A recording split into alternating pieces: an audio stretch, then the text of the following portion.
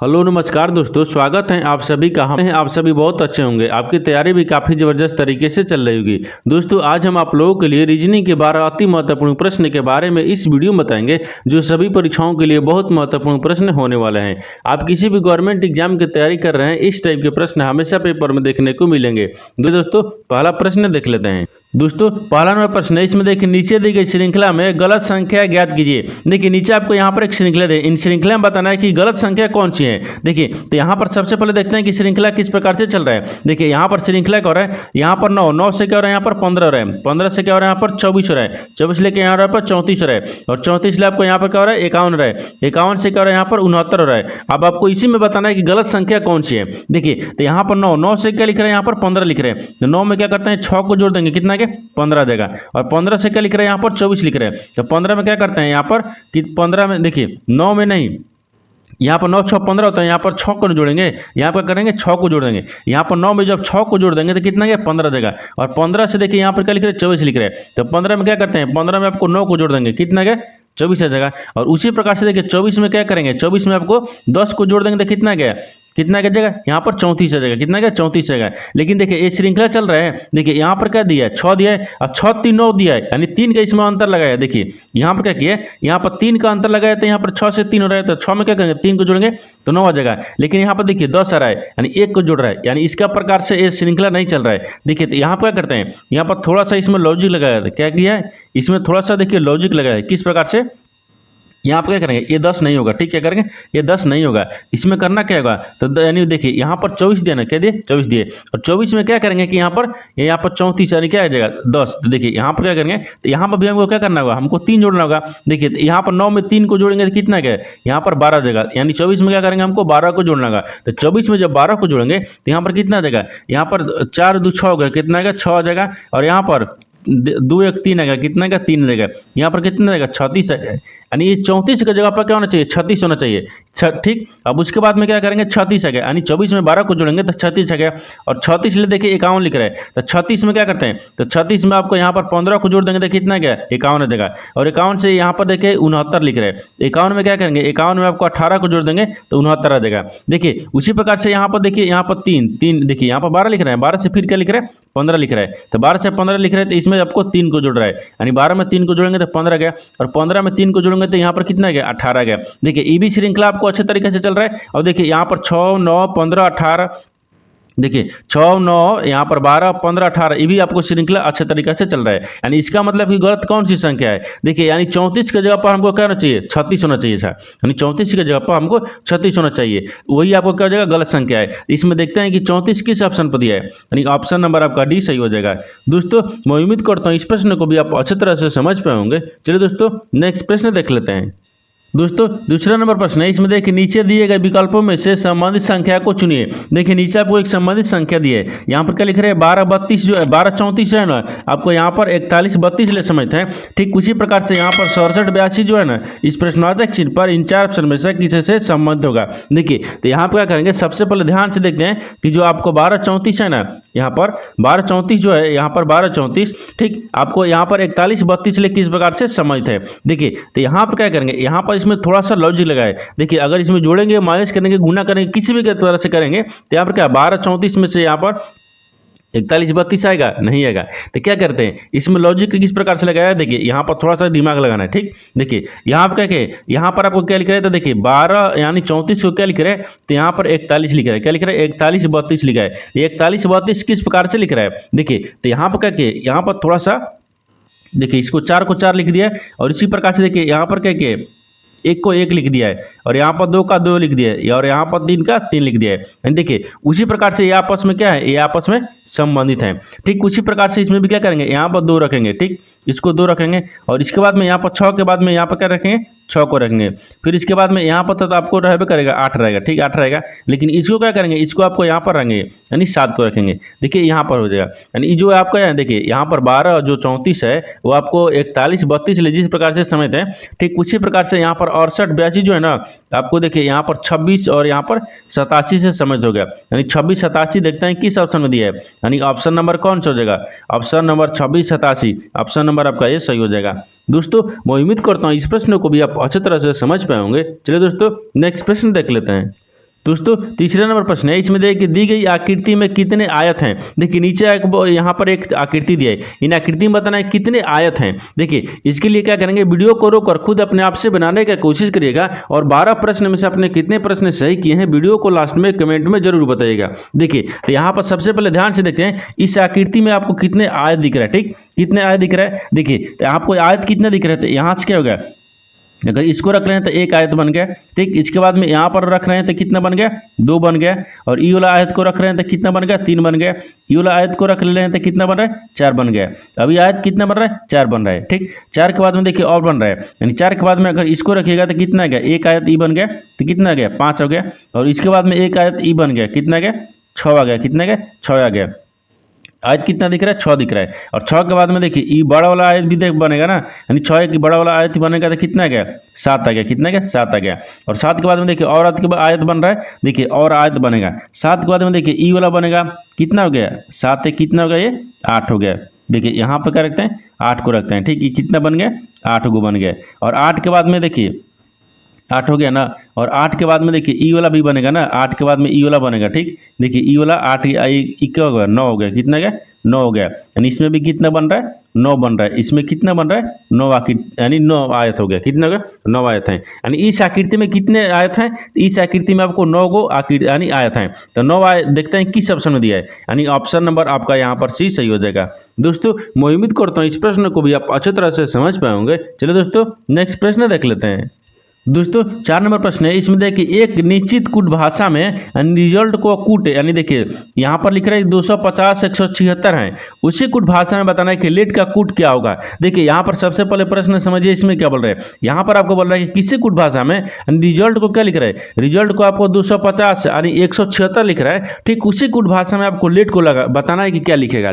ठीक, देखिए यहाँ पर सबसे पहले देखते हैं रिजल्ट को क्या लिख रहा है। तो यहाँ पे क्या लिख रहा है, आर लिख रहा है, फिर यहाँ पर ई लिख रहा है, फिर यहाँ पर एस लिख रहा है, यू लिख रहा है, एल लिख रहा है और टी लिख रहा है। इसको क्या लिख रहा है, इसको देखिए यहाँ पर 2 लिख रहा है, यहाँ पर क्या लिख रहा है, 5 लिख रहा है, 0 लिख रहा है, फिर 1 लिख रहा है, 6 लिख रहा है, यहाँ पर 76 हो गया, 7 76 हो गया। कितना गया, 76। देखिए आर को क्या लिख रहा है, 2 लिख रहा है, ई को क्या लिख रहा है, 5 लिख रहा है, एस को क्या लिख रहा है, 0 लिख रहा है, यानी आई का क्या लिख रहा है, यू का क्या लिख रहा है, यहाँ पर 1 लिख रहा है। ठीक, और यहाँ पर देखिए एल का क्या लिख रहा है, 7 लिख रहा है, और यहाँ पर क्या लिख रहा है, डी को 6 लिख रहा है। यह स्थानीय मान नहीं लिख रहा है, इसका मान ही दिया है। ठीक, अब आपको बताना है क्या, आपको बताना है कि लेट बराबर क्या होगा।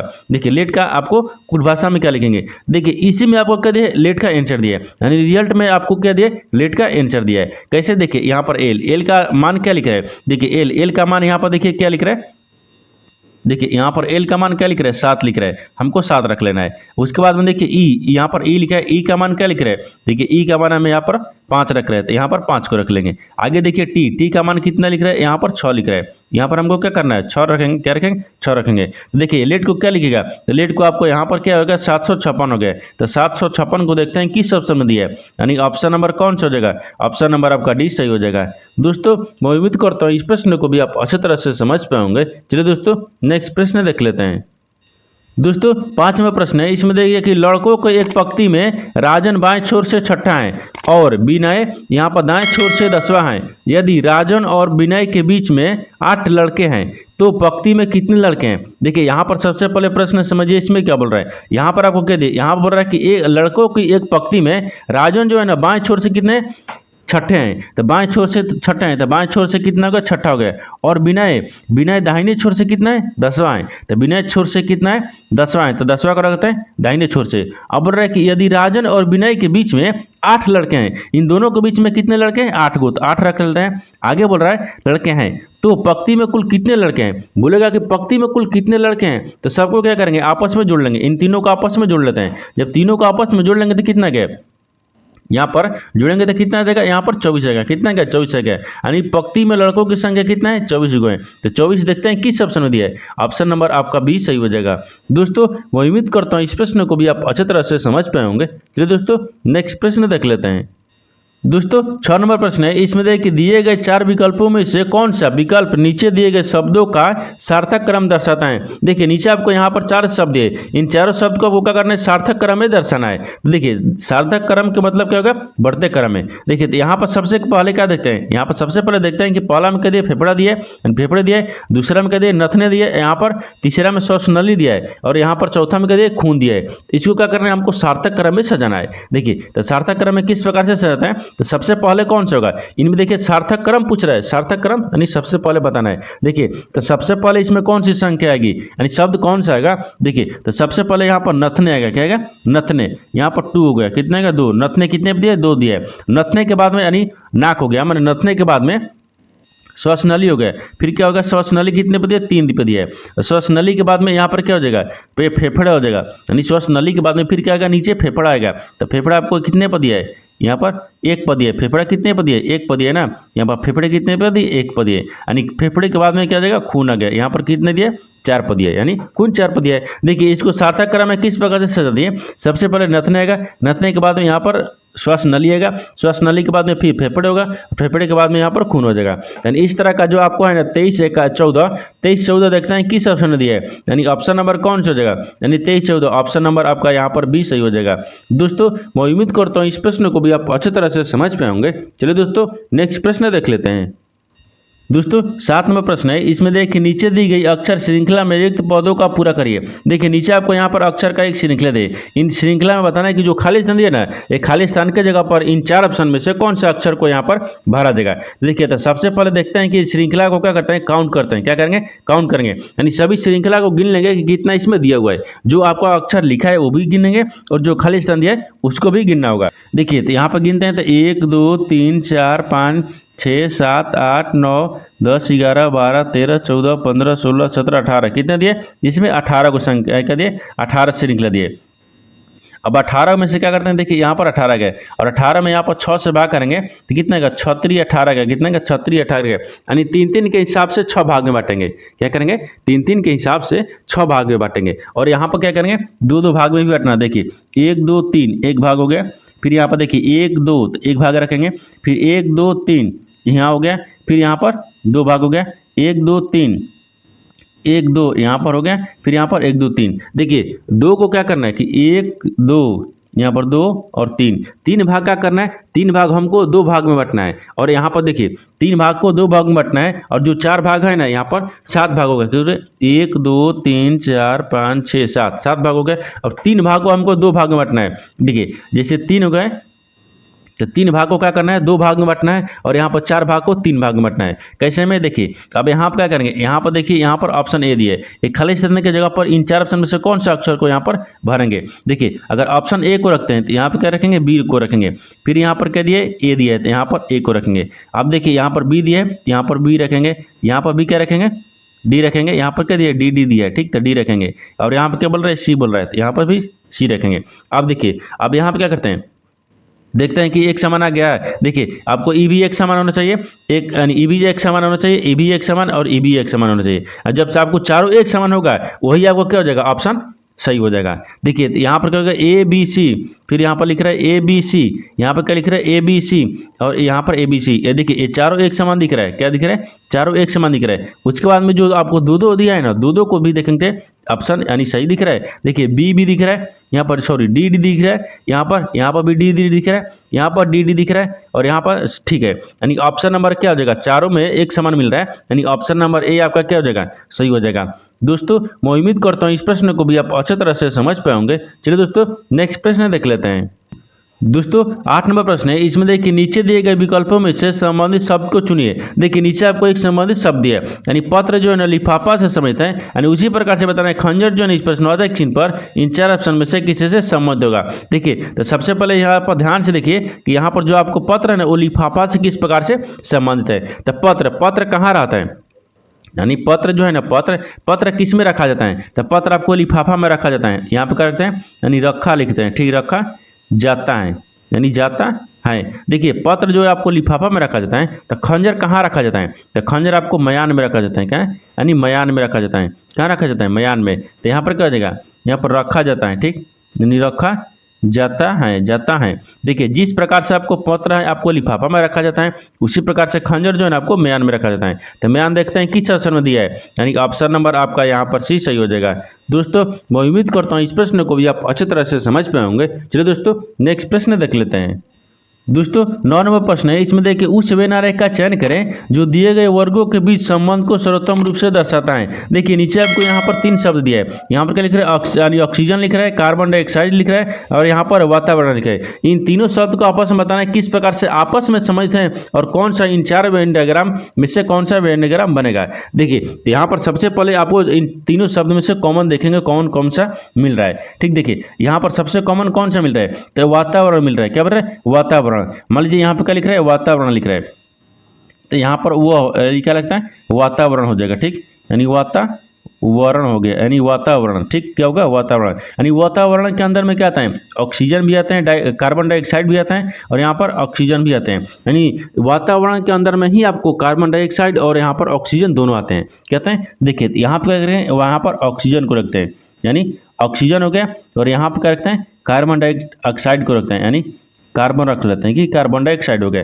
देखिए यहाँ पर सबसे कॉमन क्या दिख गया, वातावरण। वातावरण के अंदर में कार्बन डाइऑक्साइड भी आता है और वातावरण के अंदर में आपको यहाँ पर कार्बन यानी ऑक्सीजन भी आते हैं, यानी आपस में इस प्रकार से समझते होगा, यानी वातावरण के अंदर में ही दोनों आते हैं। तो देखते हैं कि इस तरह का वेन डायग्राम जो है ना वो किस ऑप्शन में बन रहा है। ऑप्शन नंबर आपका ए सही हो जाएगा।